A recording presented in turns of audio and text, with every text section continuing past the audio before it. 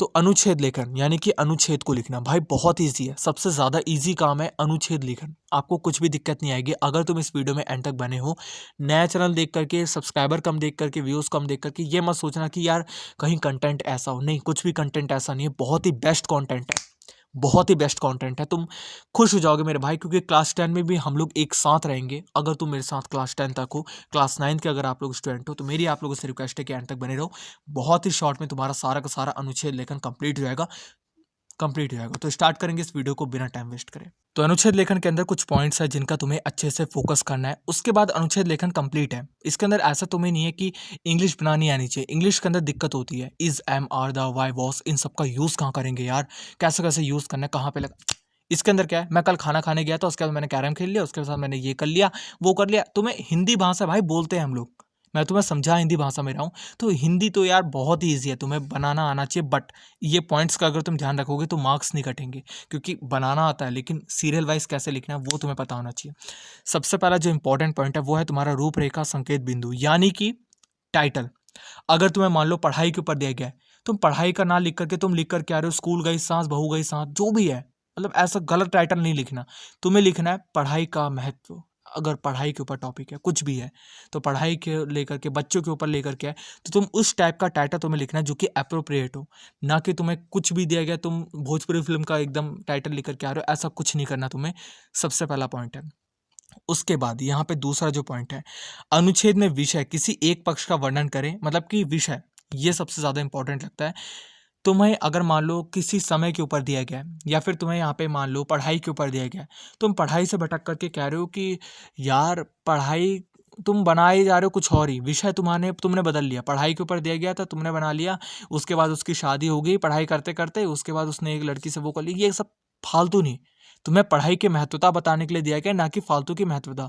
तो तुम्हें यहाँ पे अपने विषय को बिल्कुल भी किसी भी कंडीशन में चेंज नहीं करना है, इस चीज़ का ध्यान दो। मैं भाषाओं को नहीं बदलना चाहता, लैंग्वेज कंट्रोल करने की कोशिश कर रहा हूँ, क्योंकि फालतू एग्जाम्पल देने का कोई फ़ायदा नहीं है यार। आपके माँ बाप बैठ करके देख रहे होते, तो मैं कोई ऐसा फालतू एग्जाम्पल आपको नहीं दूंगा। तीसरा आपका भाषा सरल, स्पष्ट और प्रभावशाली होनी चाहिए, क्योंकि अगर तुम यहाँ पे आत्म संतुलन, ये संतुलन, वो सब मत करना। बहुत ही इजी लैंग्वेज रखना कि मैं उसके साथ खाना खाने गया था, उसके बाद मैंने उसके साथ खेल लिया, थोड़ा सा ही खेल लिया, ना कि उसके संदर्भ में मैंने उससे ये बात करने की चेष्टा की थी। यद्यपि अगर हमें ये विचार करके ऐसा कुछ मत लिखना। यद्यपि अगर तुम लिखोगे तो तुम्हारे मार्क्स कट जाएंगे।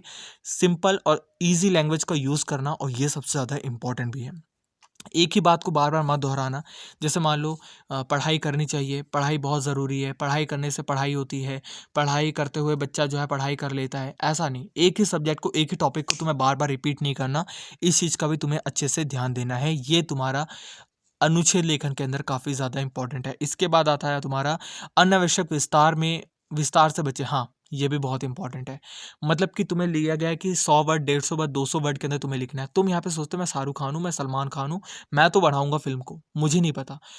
तुम्हें अनावश्यक तरीके से बढ़ाना नहीं है। तुम फालतू में, तुमने पूरा, अगर जो जो इंपॉर्टेंट पॉइंट है अगर तुम उनको भी लिख देते हो, तुम्हारे मार्क्स मिल जाते हैं। अगर तुम फालतू में बढ़ाने की कोशिश करोगे, तुम्हारा जो मेन इंपॉर्टेंट है वो भी चले जाएगा, ना कुछ पता चलेगा, मार्क्स और कम मिलते हैं। फालतू में बढ़ाने की कोई ज़रूरत नहीं है। फालतू में ये नहीं लिखना कि पढ़ाई पढ़ाई होती है, पढ़ाई पढ़ाई करते हैं, पढ़ाई पढ़ाई, फालतू में नहीं। जो है इंपॉर्टेंट है सिर्फ, बस, ठीक है। उसके बाद छठा है तुम्हारा शब्द सीमा को ध्यान में रखकर ही अनुच्छेद लिखें।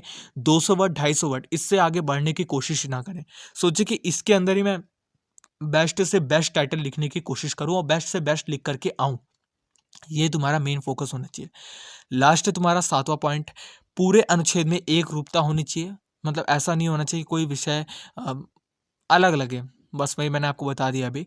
विषय से संबंधित सूती, शुक्ति अथवा कविता की पंक्तियां का प्रयोग भी कर सकते हैं। मतलब बीच में कोई लाइन याद आ रही है कि अम्मी जान कहती थी कि कोई धंधा छोटा नहीं होता, बस कोई भी अगर तुम्हें याद आ रहा है तो उसको लिख सकते हो। अनुच्छेद के अंत में क्या निष्कर्ष आया, मतलब क्या तुमने उससे सीखा, ये भी तुम लिख सकते हो, बहुत ज़रूरी है।